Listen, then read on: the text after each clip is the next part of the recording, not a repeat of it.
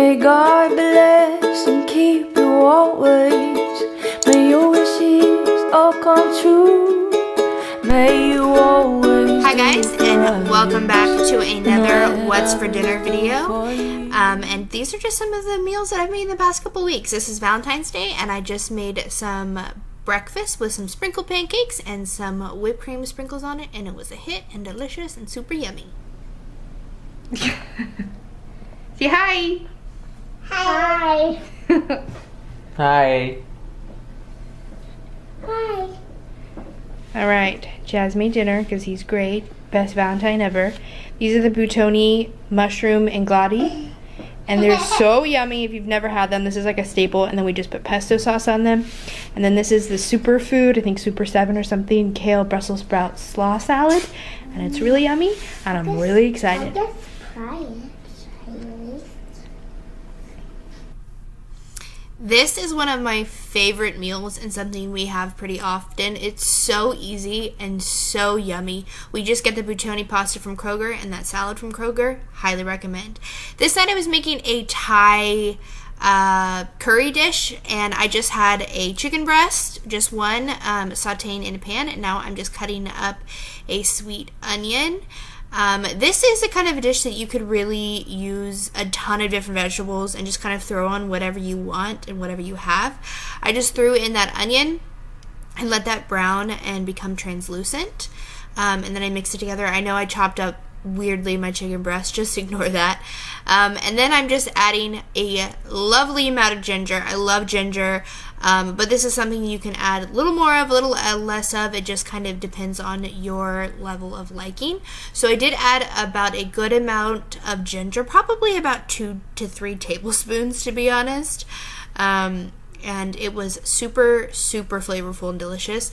And then I added some ground cardamom as well, a good amount of garlic, and then I just sauteed that up until that became really aromatic before I added in my wet ingredients, and it smelled so amazing in my kitchen. And then I just added a whole can of coconut milk, but as you're about to see, I completely broke the tab off. So I had to stab my way into the can.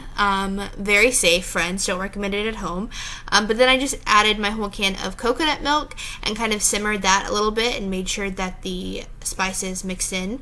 Then I added a bountiful amount of carrots. I added much more than you saw there. I added carrot chips as well as like slivered carrots and shredded carrots. And then I added a good amount of red chili paste. This wasn't spicy at all. It was just really warm and like rich. Oh my gosh, this is something that I highly recommend.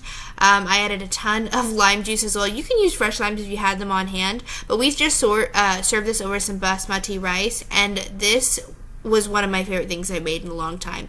It called for spinach, but I didn't have any on hand. Mine had gone bad.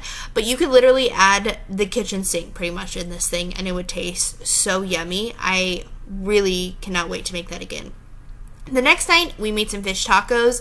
I made just like an easy sauce on top using those ingredients. And then I used these fish fillets. I wouldn't recommend these. I think next time I'm going to try the crispy ones. I just think that they fell apart too easily.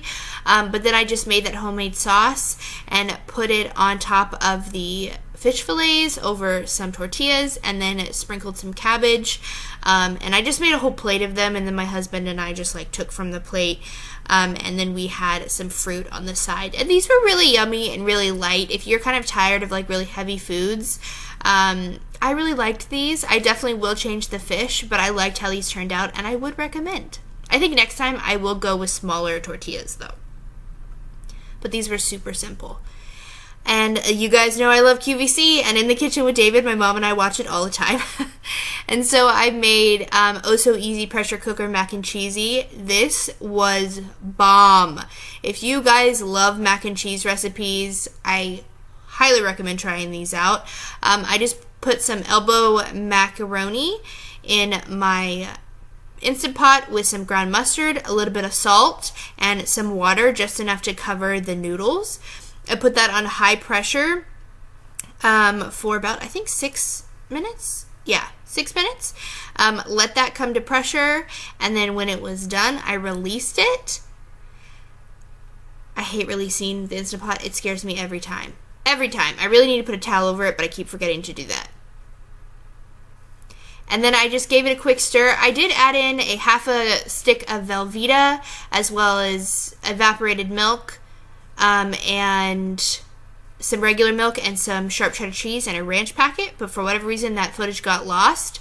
But I mixed that all in together afterwards, and this was so rich. This is not like a whole huge bowl thing, but it was really yummy. We had it with some kielbasa that I grilled on the side, and then some watermelon. This was so yummy. I can't wait to make this for the summertime. This was good. Good. And this is like a meal we have all the time, but it's the Velveeta cheesy broccoli skillet meal, and it does call for chicken, but I always make it without the chicken, and then I get a rotisserie chicken and put it on the side. These were the garlic knots from Texas Toast Company. They were delicious. Some of the best frozen bread and bread I've had. But anyway, I take rotisserie chicken and season it up, and then put it on the side. This is my husband's plate. He had some extra chicken and some drumsticks. But this is such a weird meal, but I love it. And then I had it with just some shredded chicken and then some veggies and fruit on the side. Then we made like the poor man's lasagna type of thing, a ravioli thing. Seen it all over Pinterest. Really easy. You basically just make layers of the frozen raviolis, which we ended up boiling before, but you're supposed to put them in frozen. And then we covered it up with some mozzarella and a little bit of Parmesan cheese. Really yummy, perfect for kids. My kids gobbled it up, and this is something that I want to try like hiding some vegetables in and see if they're going to notice it, like maybe some spinach or something. Just try to get some veggies in, but I had extra Parmesan cheese because I love Parmesan cheese. Then this night, I made a slow cooker recipe from Let's Cook Y'all. She is a fellow YouTuber, and I love her videos. They're some of my favorites. I feel like I'm just like watching my mom in the kitchen, and they're by far my favorite. Anyway, I just took 3 pork chops, boneless pork chops. They weren't super thick, but they also weren't super thin either. And I put 3 of them in my Instant Pot. I've been using my Instant Pot as a slow cooker lately because I've gotten rid of my old slow cooker because it was on the fritz and just dying. And I've been really pleased with how well it's turned out. Next, I made the sauce that goes over this, and this is about to be the grossest footage you guys will see today. But I put a whole can of cream of chicken soup in, and then I topped that with a whole packet of ranch seasoning and onion powder and garlic powder, a good healthy amount of garlic, and then a can of about a can or so, maybe a little less, of chicken stock. I definitely recommend you put like low sodium cream chicken soup or chicken stock because this was definitely salty. I liked it, but it may be a little too salty for a lot of you, and next time I may reduce the amount of sodium in it.